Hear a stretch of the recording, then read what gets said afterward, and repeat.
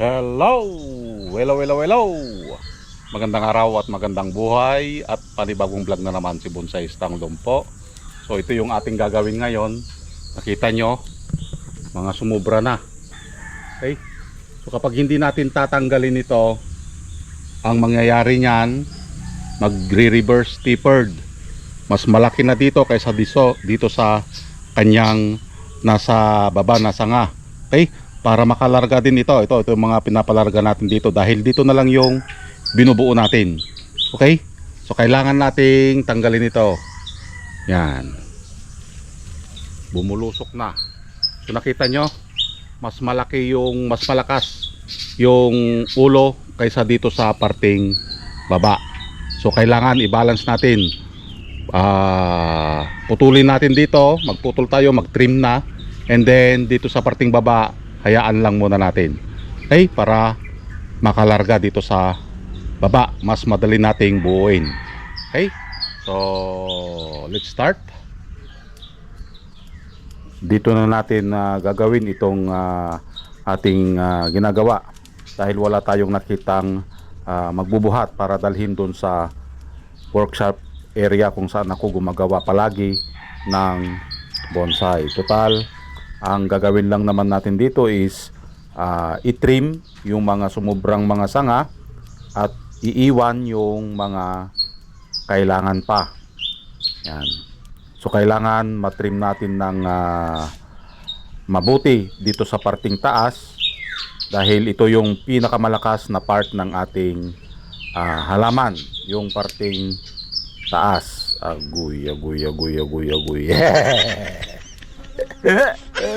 Putulin yung mga sumubrang sanga sa ulo. Agoy. Delikado ang ulo, bebe. So ginagawa natin yan para makalargo dun sa parting baba. Okay? Yan, kailangan nating silipin ng mabuti, baka magkamali tayo dito ng putol.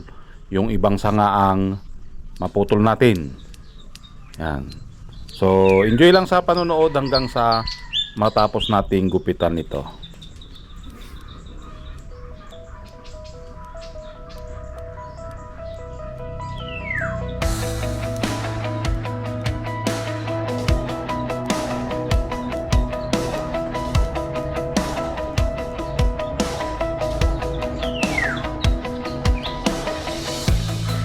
Lahat ng bonsai nag-umpisa sa wala.